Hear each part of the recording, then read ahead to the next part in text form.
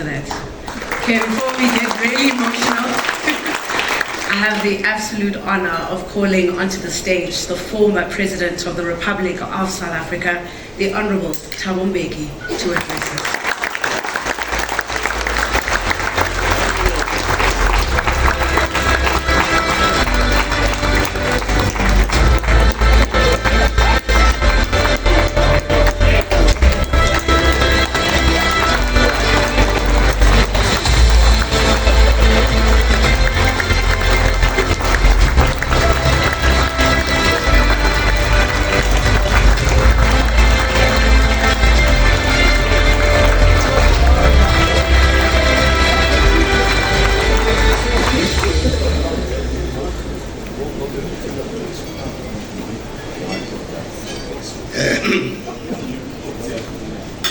The Honorable Johnny Berger,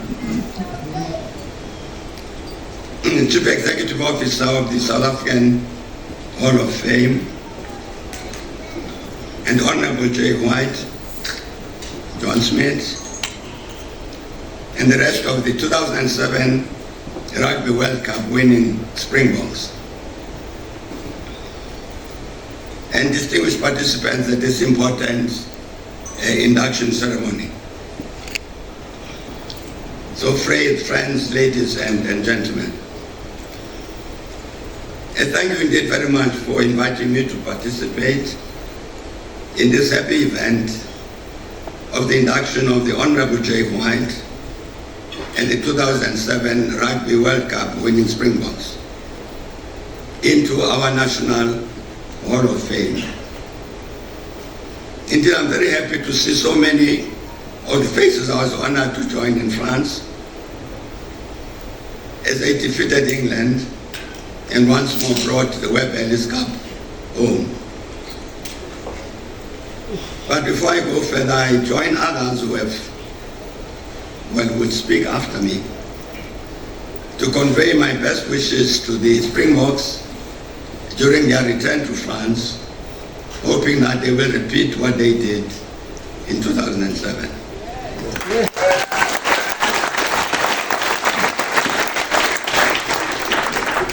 At the beginning of the year 2007, when I delivered the State of the Nation address, it was on February 9th,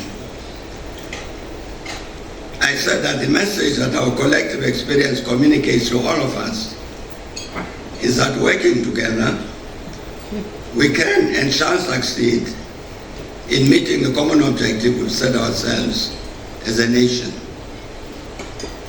to build a better life for all in a country that no longer contains within it and represents much that is ugly and repulsive in human society. I said we're not yet there, but no one except ourselves shall ensure that this dream is realized. And so let us roll up our sleeves and get down to work, fully understanding that the task to build the new South Africa, for which we yearn, is a common responsibility we all share. And those words conveyed a great sense of confidence in ourselves that we're ready and capable of realizing the goals that we had set ourselves.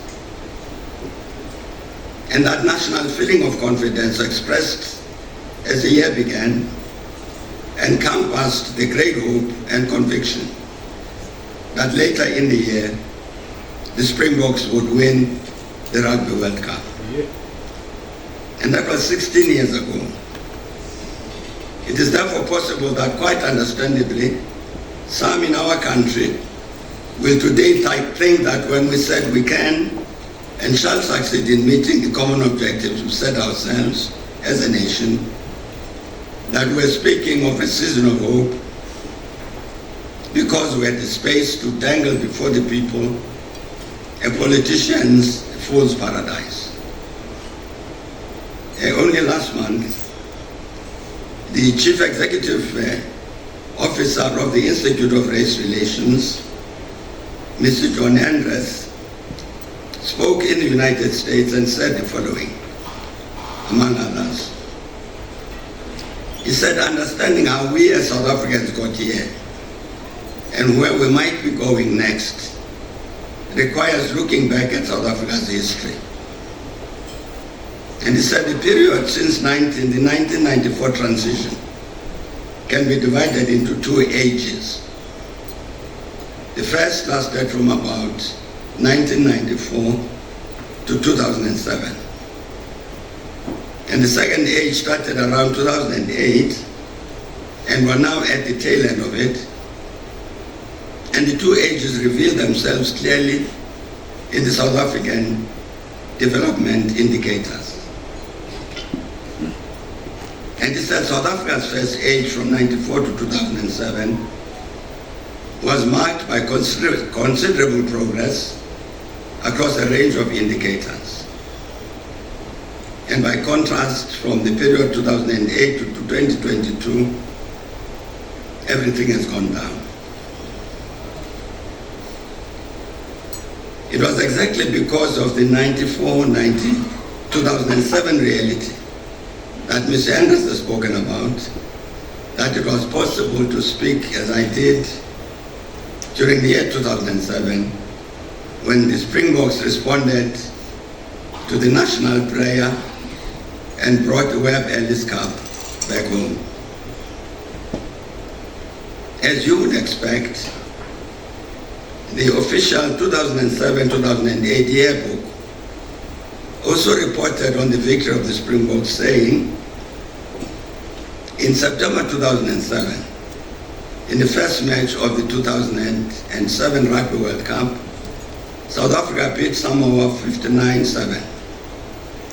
And wing Brian Habana scored 4 times. And it said any lingering doubts as to South Africa's ability to reach the final were erased in a 36-0 thrashing of the title holders, England. And it said South Africa and Argentina, the last unbeaten Southern Hemisphere sides at the World Cup, met in the semi-finals. And the Springboks took advantage of the Pumas' errors to cruise to a 37-13 victory and book a place in the final against England, who had defeated France in the other semi-final. And it said that the Springbok return was held back by a day as the team remained in Paris for the annual IRB Awards Gala. And the team picked up 3 major awards. Brian Habana was named IRB Player of the Year, following in the footsteps of his teammate Skalkberger, who won the award in 2004. Jake White was named Coach of the Year, and the Springbok were named Team of the Year. And after their World Cup final victory, they also moved above the All Blacks to number 1 in the world rankings.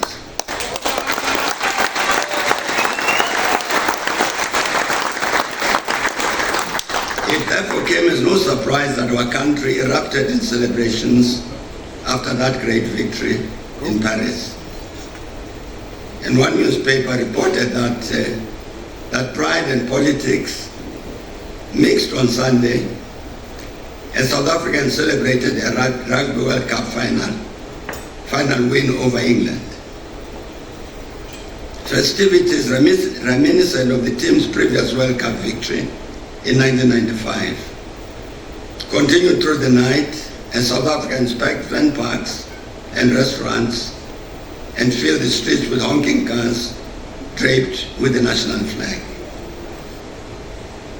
Shrugging off racial division that still runs through the nation, black and white South Africans stood together and sang the national anthem at the start of the match and celebrated together after the 15-6 win against England. And yet another wrote, it's a night South Africans will never forget.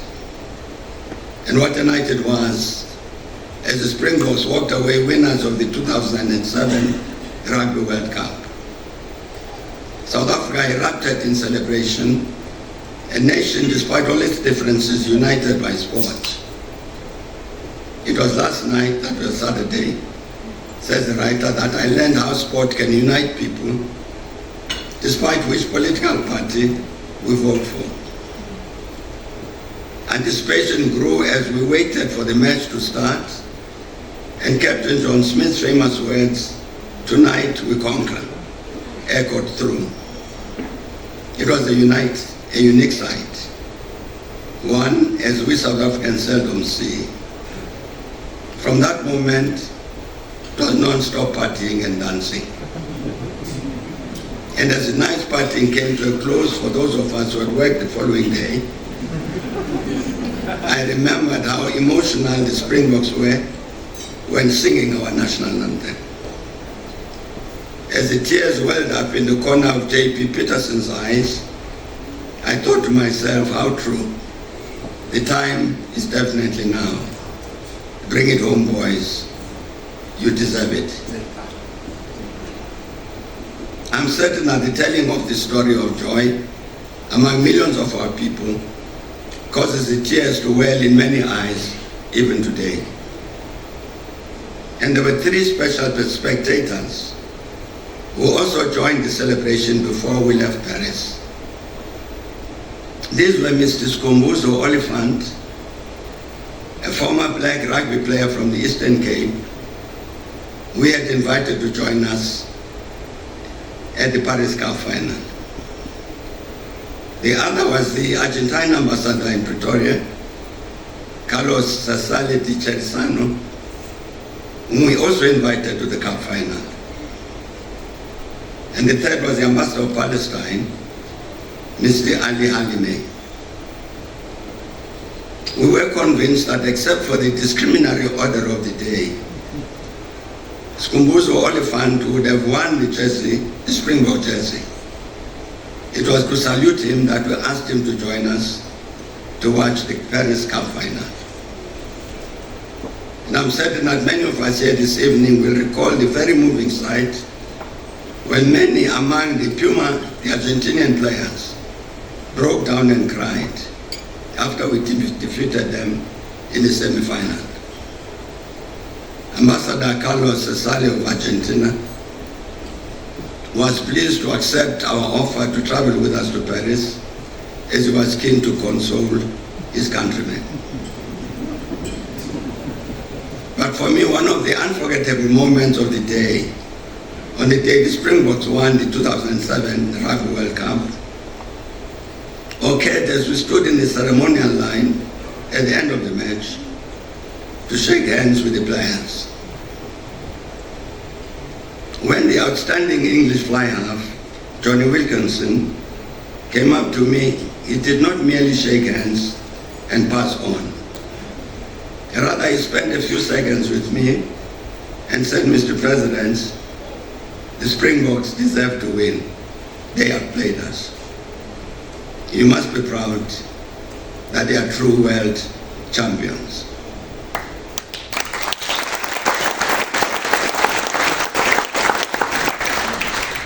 I'm certain that Johnny Wilkinson and other eminent rugby players throughout the world are with us this evening in spirit, as Jake White and the 2000 Springboks are honored as the true champions. Johnny Wilkinson are acknowledged even at the moment of defeat. So heartfelt congratulations to our eminent coach, Honorable Jake White, and the 2007 Springboks, true world champions in their day, and now members of the South African Hall of Fame. And thank you very much for your attention.